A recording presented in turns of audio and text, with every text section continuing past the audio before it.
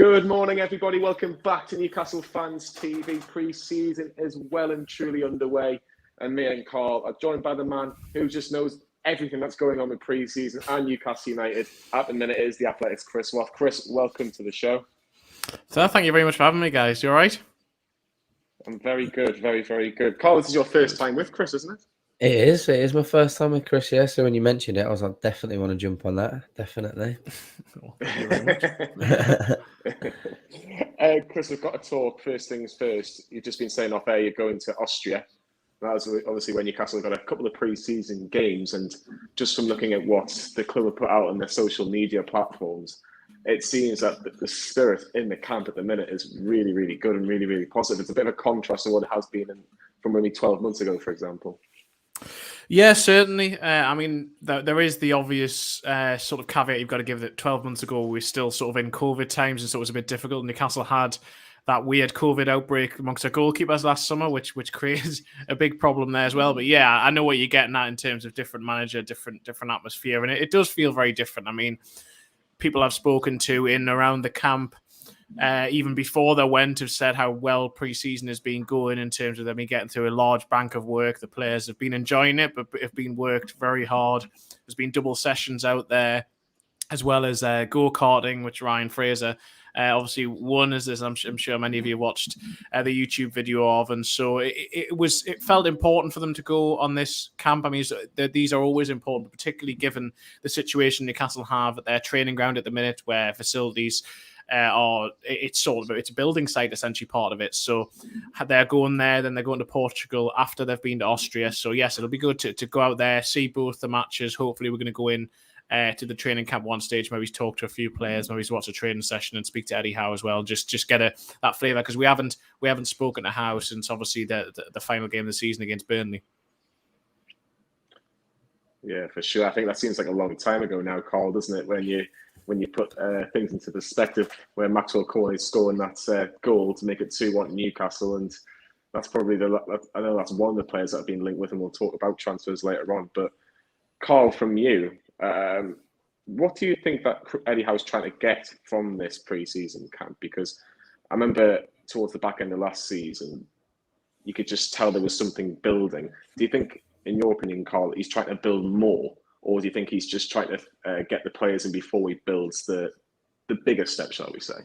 I think it's a little bit of both, but I think for me it's more about keeping on top of that camaraderie that he was able to build and instill in the fitness regimes that we quite clearly were lacking in under the previous regime. But for me, I think it's going to be a lot of it's down to camaraderie, and I think some of the content that's obviously come out from the club as well, in terms of the go-karting, for example, proves that. And I think we all know that Eddie Howe is very tactically. I don't know what happened there. Tactically astute, and it's just something that he's going to continue to build on with this squad, with the hope to add a few additions in the front line, hopefully, which obviously we'll talk about.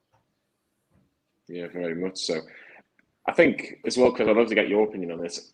What was Eddie Howe right behind the trip to Austria, from what you know? Because you see a lot of teams have got to different places, like Australia, Thailand, basically all around the world. Did Eddie Howe want to keep this team in Europe, or was the conversations with the club potentially maybe going to America or Australia or wherever in the world? They had it fully planned to go to the US. That was the idea. They were meant to be going to Ohio for the Ohio Cup. They were meant to play a couple of matches out there. Wolves were meant to be there. I think it was also Villarreal and Valencia. And it got cancelled basically just before the end of the season. They had everything planned. They had a full training camp sorted there, excellent facilities, games against decent opposition. And so they really had to work backwards from there. And it was at a stage where so many things had already been booked, so many tours have already been sorted, and trying to secure that really good opposition, which is what they wanted. They managed to get that in the end. They've got two Bundesliga sides to play in Austria, and they're playing in 60 Munich first on Friday, and then on Monday they play Mainz. But it was an issue for them, and it took them quite a while to get it resolved. The trip to the US was going to be different to under Steve McLaren when he first arrived, because McLaren wasn't very pleased with that when he arrived. He was basically given that itinerary when he arrived in 2015. And then Newcastle had two issues. They had, first of all, travelling basically across the majority of that 10-day tour, so that to actually get decent blocks of training in was difficult. What was going to happen this time was they were going to be based in one area, traveling just, I think it was just sort of 50 miles between the two matches, but really they were going to be based in one training centre to get in that blocks of training.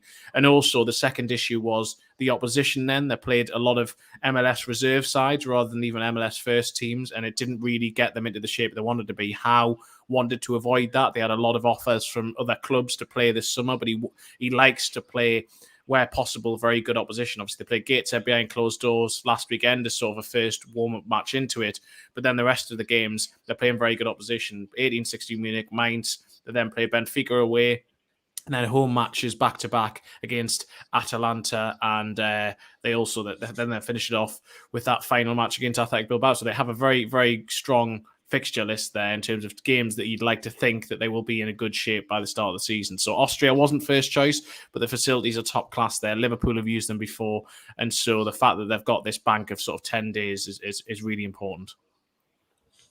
Karl, what do you make of the calibre of the teams that Newcastle are playing against? Because like Chris says, the tough opposition, and do you think it's what Newcastle need? Do you think they just need tough opposition all the way through before they play Nottingham Forest on the 6th of August?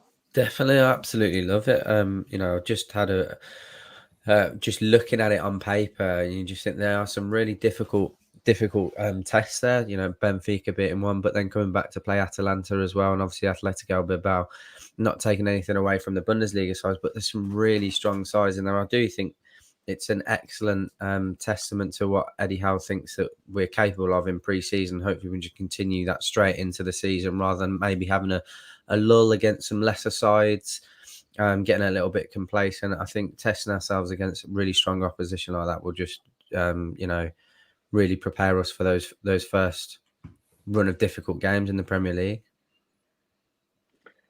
Chris, the double header home games, I don't think I've ever seen at Newcastle United ever. The one on the Friday night against Atalanta, and then the day after against Athletic Bilbao on the Saturday at 3:00. Were you surprised by this? Because I was really bemused by this. I thought, 2 games in 2 days. Yes, I know they're probably going to be maybe 2 separate teams, or it might be the whole squad in maybe just 2 45 minutes. But were you generally surprised? And again, 2 difficult teams to be playing against as well. Well, I'd been told a few weeks before the fixtures were announced that Newcastle had been looking to have 2 home friendlies, but I didn't know at that stage they were back-to-back. I thought it might be that they would have one on sort of a Wednesday and a Saturday, or even weekend to weekend. So when it was first announced, I was surprised, but the logic has been explained to me. I think Eddie Howe's done it before. Benitez did something sort of similar, although it was sort of crammed into one match where you had like 3/3 of games. But this is to try and give as many of the squad game time as possible, and that final run-in. I would suspect that one of the teams will be close, or at least a decent portion of the 11 he plans to play the following weekend against Nottingham Forest. You would like to think that he's going to, or at least have combinations in the 2 matches. He may have centre-backs together and midfielders together, or full-backs in the same and forward line. You would have thought that he'll mix and match in that way because he wants them to be as ready for Nottingham Forest as possible. Some players may come on in both games, or one of them may start one match and come on the day after, just get a little bit of a run out here and there. But the plan is to basically use as much of the squad as possible. So it also, I like the idea that it gets a lot of fans in for those two matches. Well, we know how oversubscribed St James's Park is now,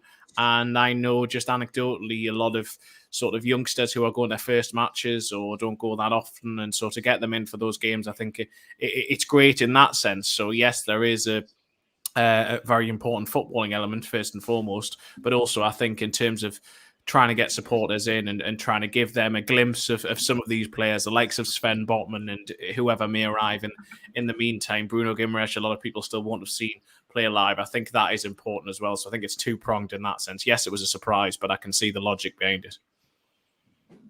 Yeah, I think it's very good logic, Karl, because you want, again, that opposition which I've mentioned, but to get the fans on board, to get everybody to see Newcastle United before the Premier League, and especially with the way tickets are going, Karl, you know as well as I do, it's almost like gold dust at the minute. I'm only a team that just finished 11th last season. Yeah, it's absolutely mental, isn't it? I'm just, thankful that I did make that decision to get that season ticket, or that when people did give theirs up, because, regardless of whether I get there or not, I'm never giving that ticket up because of the demand. It's just mental. You know, there's talks of other clubs, but for 1,000 tickets, we had 30,000 people trying to get hold of them in under less than an hour, which is just absolutely insane. So to get that caliber of opposition and allow the fans that wouldn't necessarily see them as much to be able to see Newcastle play is obviously imperative as well, and it's great marketing as well for the new regime. So yeah, it's exciting times. Exciting, just the club's back, isn't it? That's how it feels. It definitely feels like that. What do you make of the demand, Chris? Because like Karl's mentioned there, I think 30,000 people waiting for a season ticket. I know just yesterday, people trying to get tickets for the Nottingham Forest game who obviously are season ticket holders and members trying to probably get them for their friends or maybe themselves, depending if they are that season ticket holder or the member. But I can't remember a time like this. Maybe, I don't know, maybe the 90s if it was under the Keegan days, maybe the Sir Bobby Robson days, it might have been similar. But not in the last 20 years it's been like this. It's absolutely insane. No, it's a complete sea change. I mean, we just have to go back sort of 3 years to, well, not even 3 years to when you had that period where Mike Ashley had to give away 10,000 like free half season tickets essentially because you couldn't. The crowds were dwindling. Even supporters who had tickets weren't necessarily turning up, and you'd have official attendances, which would include a lot of those season ticket holders or ticket holders for matches, and just visually, it didn't look like there were supporters in there. I mean, I did an article for the Athletic where I went and sat in sort of the emptiest part of St James's at the back of the Gallagher, and there was row upon row of barely anyone, if anyone at all, in certain seats, and that was the former singing section. That was the area that used to be really loud. Now, I mean, the Nottingham Forest tickets went on sale yesterday. The few that were remaining, I think it was just a few thousand, if that. They're going game on game, and they went within a couple of hours. And I'm sure they would have gone even quicker if the website could have coped with them. And yeah, there was the demand for those season ticket demand for these friendlies. They've had to open up level 7 for the Athletic Bilbao match. That could even be a sellout, which is just really is staggering at any sort of level. But it'll be interesting to see how much this maintains. It doesn't look like in the short term this is going to dwindle. But when people talk about the desperation to really they need a 70,000 seater stadium or things like that, I think we have to see if this sustains. And I think partly that will be to do with the success Newcastle have or otherwise, and also the feeling they still retain with supporters. But it's unprecedented in sort of my recent memory. I remember the Sir Bobby Champions League days, and there was a lot of demand then, but I think that this eclipses it. And I think part of it is because of having those 14 years of where so many people felt so disillusioned for so long, that hunger to come back and the desperation of so many fans who had walked away, who now want to return, or supporters who were disillusioned, or basically those new sort of generations of fans who maybe weren't as intrigued previously, maybe were looking at other clubs and following Man City or Liverpool or whatever, and now they see something at Newcastle, their hometown club, and they want to get involved. And so hopefully it doesn't abate, hopefully it just continues, and hopefully they find a way to be able to get as many supporters in as possible, both without pricing them out and also obviously eventually, if needs be, to try and expand in some way or find a way to accommodate as many as possible. Yeah, it's going to be absolutely interesting to see what happens, because obviously with the rail seating as well, which is just going to be introduced in the away end this season, hopefully in the home end, that potentially could increase capacity. We spoke to John Darch from the Safe Standing Roadshow, and he says you can basically get, Karl, every 3 people in 2 seats in the rail seating, which I don't want to go into the exact measurements because I don't know them off the top of my head, but he knew them very, very well. If you do 3 by 2, again, that is going to increase capacity. It's just whether or not Newcastle can do that in certain sections of the ground, because obviously it is, especially towards the east stand, even probably towards that Strawberry corner, it is quite a tight squeeze, if we're being honest, in my particular opinion. So do you think that the rail seating, Karl, is a good idea?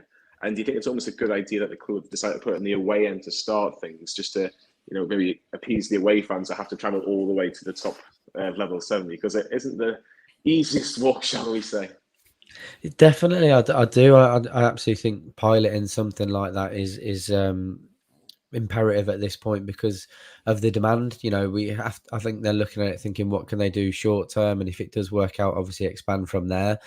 And I think if that was implemented and it was implemented in the right way, I can't even fathom how intense the atmosphere would become in comparison to what it is already. It'd be really, really interesting to see. So I think there's quite a few clubs that are potentially looking at, to be fair, I think actually Aston Villa are looking at something very similar, because they're in at the moment seem to be in a transitional phase where they have quite a lot of demand for extra tickets or a stadium expansion as well. So I don't think we'll be the only club doing it this year, but I do think it's something that will be very interesting to see. I do think it could potentially work.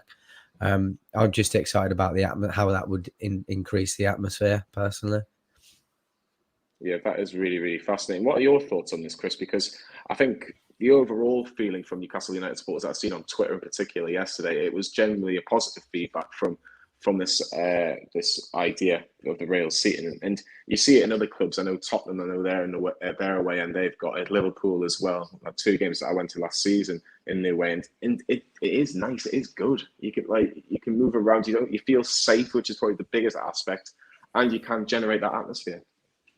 Yeah, I think it's a great idea in so many ways. I think that as they seem to want to do, there needs to be a sort of consultation with home fans to see who they're not for everyone. Real seating, not everyone want to be there. Not everyone is necessarily someone who wants to sing at matches and be in that sort of vocal area either. So how it can be done with as minimal disruption as possible in terms of moving people around and where it works best, as you say about logistics, does it work?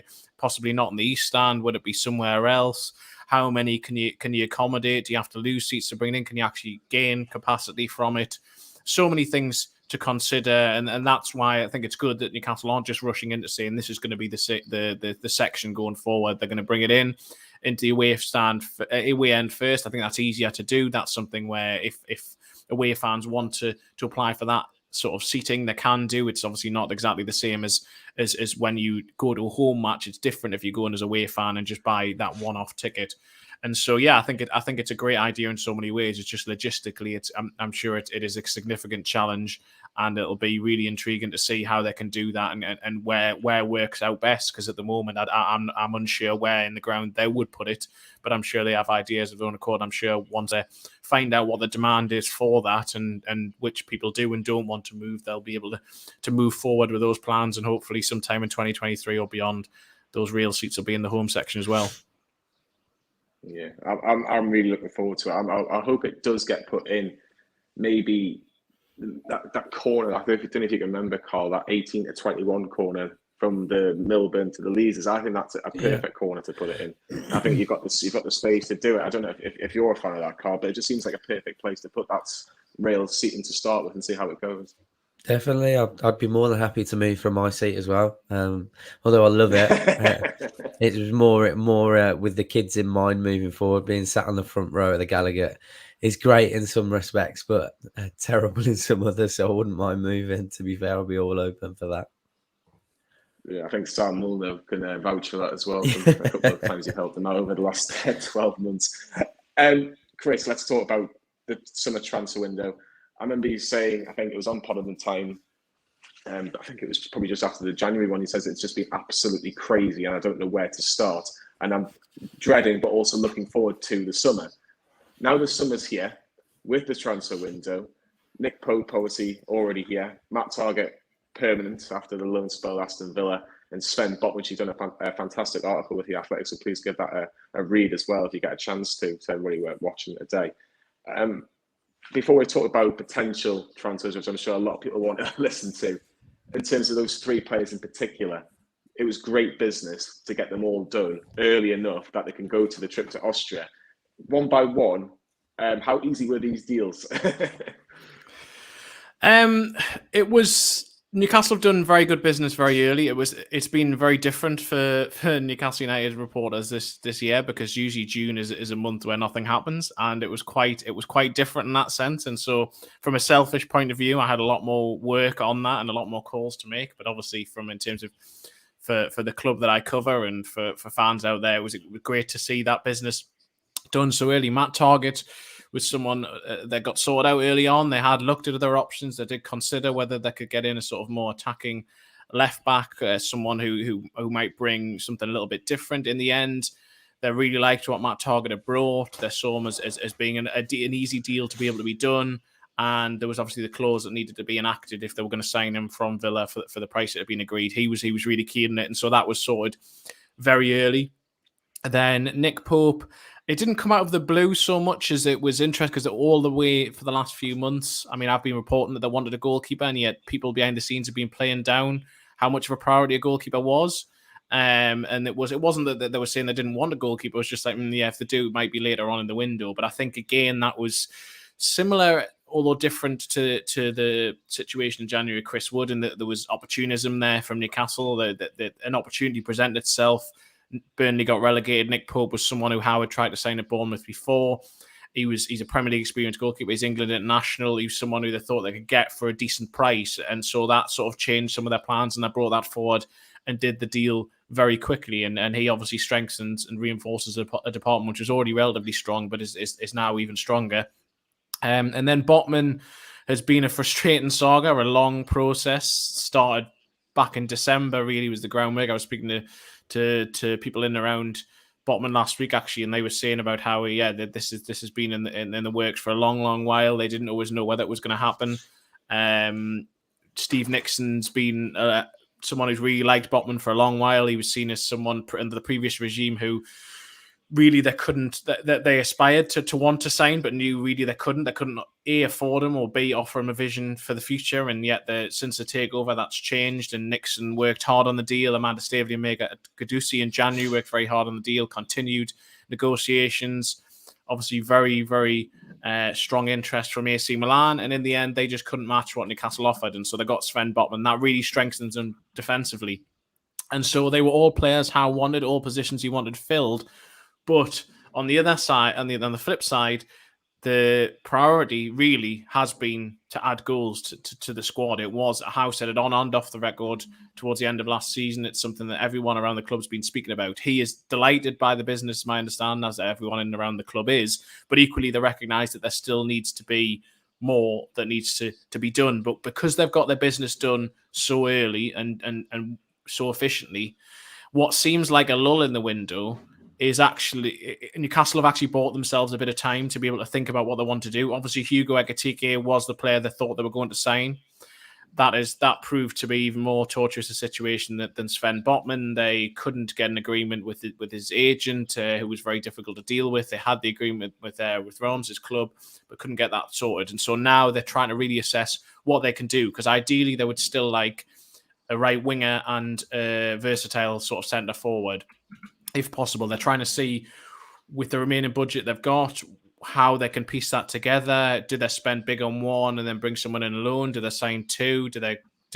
Who is available? What are the prices out there? Obviously, they've been quoted ridiculous prices for so many different players. And then so they've bought themselves a little bit of that time. I know fans are getting very frustrated about it, and I understand that. And obviously, in an ideal world, you would have players signed by now. But Newcastle have signed 3 already, and they will sign more players over the course of the next few weeks. But it's a difficult market. They are trying not to be completely ripped off and trying to find who they can bring in who will actually strengthen the squad rather than just be a body because they are available. They've been offered numerous players. And so, yes, a strong start the window, which is very unusual for Newcastle United, but that means that this lull, I think, is not something to panic about yet, as some people are. If we're still in 2-3 weeks' time, Newcastle still aren't close to signing a forward, I can then understand why fans would start to get a bit edgy. But I think at this period, with how really focusing on getting his tactical work into the players in Austria, I think that there isn't any room to really start to really become worried at this stage. They've got a lot of time left to do some more business, which they recognise they need and want to do. It's nice that they actually want to do this, and from previous ownerships that they were just like, well, we'll see what we can do maybe on the last day of the winter. Hamza Chowdhury comes to mind. But Karl, I know there's a few names that you've probably seen, and I'm sure you want to try and get Chris's opinion on them. Can you maybe ask Chris maybe the 2 or 3 names in particular that have been linked heavily? Yeah, I think the one for me that kind of come out of the blue that I was very interested in was the Marco Ascencio. Because I do rate him as a very talented player. He's obviously at Real Madrid. How realistic is it, do you think, that we can actually offer him enough of a vision and a financial package that we could actually get that over the line, Chris? Well, I'll come back at that in a slightly different way and say whether Marco Asensio is the player they actually want. And so a lot of people have asked this question to me, and I've put the question to a lot of people around the club. They like Asensio. They've watched him, and how could you not in terms of what he can bring? But I don't think he quite fits the profile of exactly what they're looking for. maybe a couple of years too old for. Though he's not old, but he's sort of mid-20s, already experienced sort of player in that sense. I don't think his pay packet. He gets decent wages at Real Madrid, and there will be very much to the top of Newcastle's wage budget, probably breaking it slightly, but it's not. They're not massively prohibitive in that sense. But as my understanding at this stage is that Ascencio is not necessarily a priority. He has been offered to Newcastle. He's one of quite a few players who's been offered towards them. And I'm not saying that there's absolutely no chance of it happening. I just think it's unlikely at this stage. I think they have other options. They have tracked for longer. They see as being able to grow with the club. Players who maybe aren't quite at Asensio's level in terms of what they've produced up to this stage, but with Newcastle hope they can grow further. So at this stage, I'd be surprised if Asensio was to sign. Fair enough. Interesting. I think it's just. Yeah. I think it's just one of those players. You hear a Real Madrid player linked with Newcastle, you think, wow. But it would be fantastic to see what happens with that one. I don't want to ask you every single transfer rumour, so I'll just kind of break it into two questions and I'll let you obviously answer it, Chris. The first part of the question is the striker. You've mentioned Newcastle want to add goals. You've talked about that, the right winger as well, potentially. I think a lot of people are mentioning Moussa Diaby. Alexander Isaac, another striker as well. Obviously a striker in particular. What sort of profile are Newcastle looking for a striker? And finally, Lucas Paquette seems to always be linked with a move to the Premier League now. I think Arsenal have been credited with an interest, if I'm believing what people have put down. Tell me if I'm wrong, Chris, but is there any chance that Paquette could join Bruno at Newcastle? Because I think that's just everybody's little dream at the minute that, come on, Bruno, bring him with you. He's already beaten Newcastle. He loves the Quayside. Come to Newcastle properly. I know that's probably a lot to go through, but I think that's probably the one kind of big question that everybody wants to hear your thoughts on. I'll tackle Paquette first. Again, a player who Newcastle like and have tracked a lot. And I was told in January, and I wrote about it in a big sort of post-January read, that when Newcastle first went to Lyon, they asked about quite a few players before just Bruno Guimaraes, and one of them was Lucas Paquette, sort of asking the question of how much would it cost, what sort of to be available, and that interest hasn't completely waned. But equally, Newcastle under Howe haven't played with really number 10s, which I think is what Newcastle see Paquette as being the strongest position, and he would cost quite a lot of money. And so for the budget that they have and for the positions they're looking to strengthen, I don't think Paquette is someone they're looking as a priority this summer. So again, at this stage, I'd be surprised unless Lyon's suddenly decided, look, you can have him for a bargain price, and Newcastle thought it's too good something to turn down. I know that the rumours keep continuing, and there's never any smoke without fire. There is he is a player that Newcastle have followed and like, but I just don't think it's a priority for this summer in terms of that position, as much as I'm sure Bruno behind the scenes is pushing that one. In terms of the sort of forward positions, it's been a very fluid situation, and it could continue to change over the course of the next few weeks because of A, the market, and B, Newcastle's dealings within it. I'll explain what I mean by that. So before sort of April time, the message seemed to be that Newcastle were looking for an out-and-out number 9, someone to challenge Callum Wilson and compete with him. And obviously they inquired about Dominic Calvert-Lewin at Everton, Ivan Toney at Brentford, the former striker, someone else they looked at, and a few players like that. And that was potentially the idea at that stage. But first of all, the prices that got quoted miles north of sort of 50 million, and also Callum Wilson's performances once he returned to the team last 2 games of the season, I think caused a bit of a rethink for Newcastle and thought, well, what is actually possible this summer? Can we keep Callum Wilson fit for longer and instead have a sort of younger deputy going forward? And that was, at that stage, I think in April, the thought was we signed Hugo Ekitike and a centre forward. Then I think it changed to, well, we can sign Hugo Ekitike and a right winger.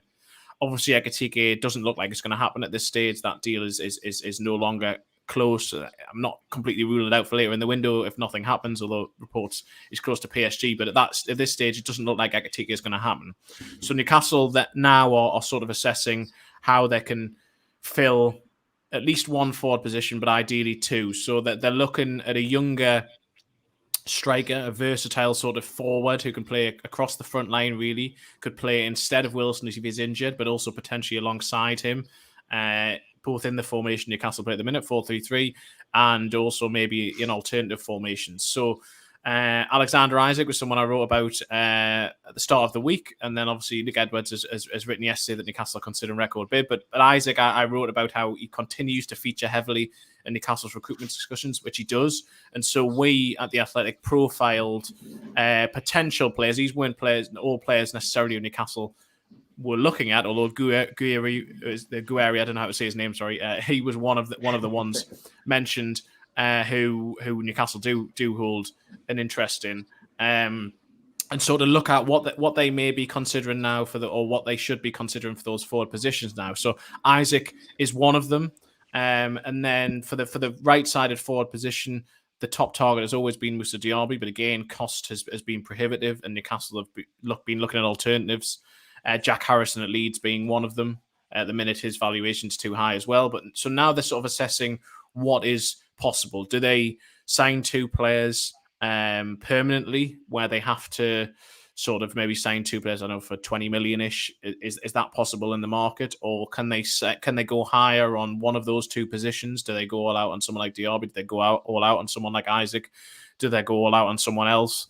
And then try to wait until later in the window to see if they can sign someone on loan to fill whichever of those 2 positions they don't. Do they get someone who's particularly versatile permanently, and then see later in the window whether they can get a striker or a right-sided forward? They have that time, as I said earlier, to now consider that and to really work out what is happening in the market, and that's what's been happening over the course of the last few weeks. So there have been a lot of names who've been floated.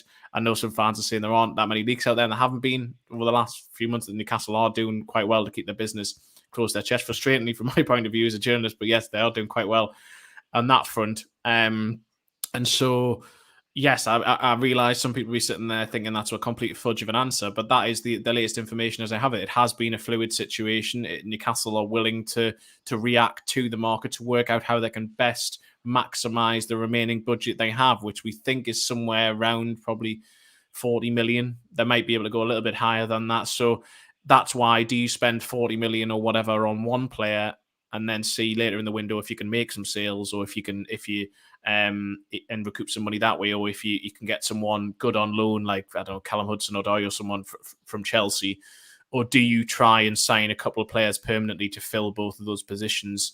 And I think that Newcastle are probably leaning towards or considering at the minute whether upping some of the valuations they have for certain players would actually prove attainable for them, because they could up their bids for certain players, and they may still be beyond them, and then they may have to reassess again. So they definitely want forwards. They definitely want greater goals in around the team and the squad. Scored 44 last season. Callum Wilson missed half the season and was comfortably the top scorer.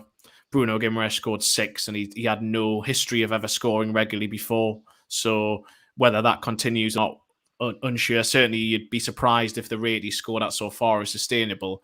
But for now, yeah, Newcastle feel comfortable with where they are and ready to act. They're just trying to work out what the best way to move in what is a tricky market with the quote-unquote Newcastle tax being applied in is. And breathe. sorry. I think no. I was just going to say it's brilliant, Chris, because it's great to you speak to, obviously, for a fantastic podcast as well, Pod Time, and it's just nice that you talk to other Newcastle fans. The Newcastle fans must bombard you day in day out just by saying who's coming, who's not coming, etc. So it is really, really great for you, great of you to talk so openly. But Karl, outgoings is probably just as important for Newcastle as incomings. Obviously, Freddie Woodman left. Karl, obviously, we've still got 3 very, very good goalkeepers, and Mark Gillespie as the 4th choice, kind of like an understudy as well. Is there any other players that you think that potentially need to move on, Karl? I know Dwight Gale's another player that's been heavily linked with moves, hasn't he? I think, obviously, the Kieran Clark deal is pretty much done, isn't it? I think we're just waiting official confirmation from the club that he'll be going to Sheffield United. So good luck to him. I'm happy for him to be joining a club that would essentially be fighting back for promotion into the Premier League. Just trying to think in terms of, I think there's quite a few people, isn't there, that we'd be looking to move. Obviously, Jeff Hendrick was announced as leaving the club. I'm trying to think off the top of my head now. I'm surprised that Jamal Lascelles is staying and that he's not been touted with a move, to be honest. I'm happy that he's staying for the seniority that he offers to the club, but I'm surprised that he hasn't pushed for a move to try and get first team football, because I don't think he'll be featuring as much or anywhere near as much as he has done previously for Newcastle. But I think those are probably the main ones for me that I expect to obviously move on. Yeah, I think it's fascinating, a fascinating discussion, Chris, in regards to players leaving the football club. And Carl's rightly saying, Jeff Hendrick and Kieran Clark, who weren't going to play football, have managed to get football, which is great for them. We know ISAK Hayden's already gone to Norwich as well. Is there a frustration with some particular players about wanting to go, or maybe feel like they're getting forced to move out, or do you feel like it's actually being done very professionally with Dan Ashworth and the people that are really trying to get the deals incomings and outgoings done, but very, very smoothly? Oh, it's undoubtedly being done very professionally, and Eddie Howe was quite clear with some players at the end of last season. He said, "I respect everything you've done for this club, but moving forward, you aren't part of my first team plans. You are available to go and find other clubs." And they were told that if they returned and hadn't secured one, then eventually, once some other players returned and the squad was whittled down to something he wanted to focus to work with, they would then go and train with the academy and then sort of move on. And so there hasn't been bad blood because of that, but there are certain players who don't necessarily want to just go anywhere. They signed contracts with Newcastle in good faith. They have their families settled, and they want, if they are going to moves which work for them both financially and personally, and, well, I suppose in many ways playing ways as well. So they still have a lot of work to do. I'm actually doing a piece for The Athletic to run tomorrow, where it's almost like a sort of Newcastle United health assessment of where they are in terms of business and squad ahead of what is I know they played Gateshead last week behind closed doors, but the first pre-season friendly that fans can really see where do they sort of stand on that. And they've got 29 players out in Austria. 28 of them would have to be senior players if they were going to be registered in the Premier League squad. Elliot Anderson wouldn't need to be. We expect him to probably go out on loan anyway, unless he really impresses, and Newcastle do struggle to sign forward players, and he has a chance of doing that. So immediately that's 3 players you need to cut from that, but that doesn't include Dwight Gale, who hasn't yet moved on. It also doesn't include Javier Manquillo, who is in Spain receiving treatment. So you have 30 players essentially before you sign anyone else, 30 senior players before you sign anyone else. So that's 5 players you still need to see leave, and Gale will be one of them. He won't be included in the squad, certainly. So if he doesn't find a club, then he'll just probably be left out of the squad. They've got 4 senior goalkeepers now. One of them will have to go, or one of them isn't going to be registered. Interesting to see who that will be at this stage. So that's a little bit unclear as well. Will Dubravka be happy to be challenged by Nick Pope? Will Nick Pope be first choice, or will someone like Carl Darlow go, or will Mark Gillespie leave? And then they have the other 3 goalkeepers.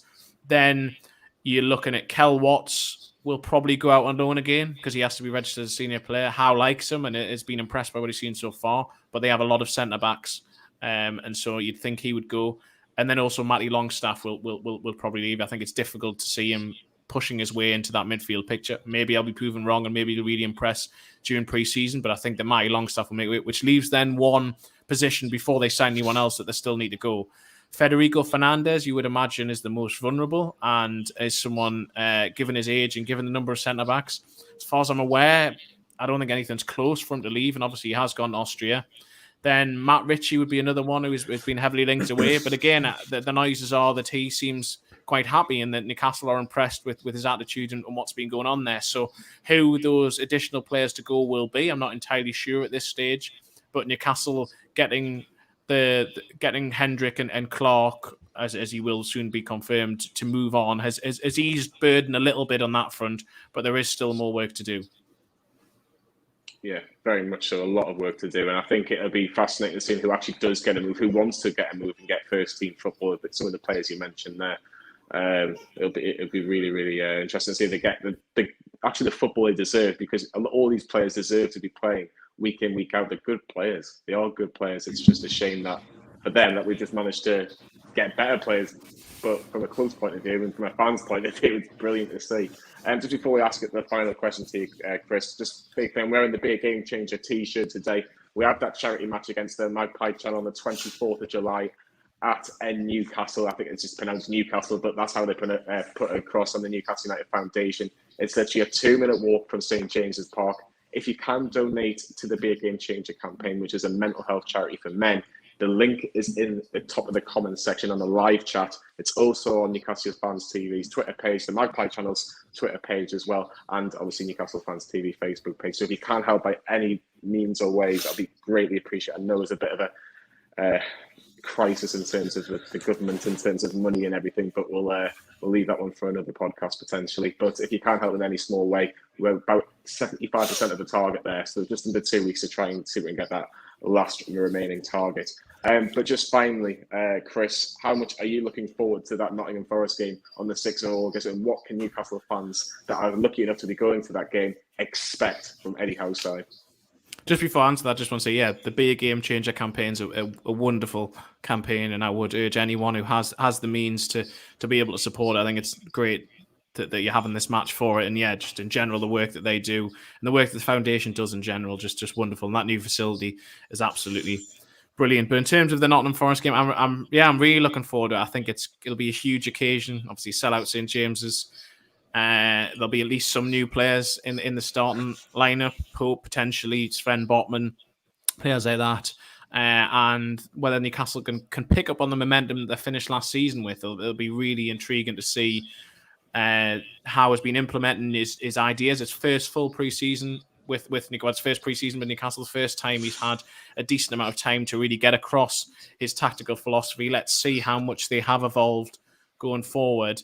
And just, the atmosphere, war flags and everything will be wonderful. I do think it's an important game, though, as well. I do think Newcastle need to win. I'm not going to try and heap too much pressure on them, but I do think that it will set the tone going forward and carry on any positive momentum. If they fail, I certainly don't think they can lose. At least if they lose at home to Nottingham Forest in the opening game, I think with the fixtures to follow, it could turn what looks like a fairly kind opening into quite a nervy, difficult one, particularly with Liverpool and Man City so early on. But I think Newcastle will go into it buoyed. I think they will go into it hopefully with at least one attacking reinforcement by then as well. And with St James's Park behind them, I think they can have a very positive start to the season.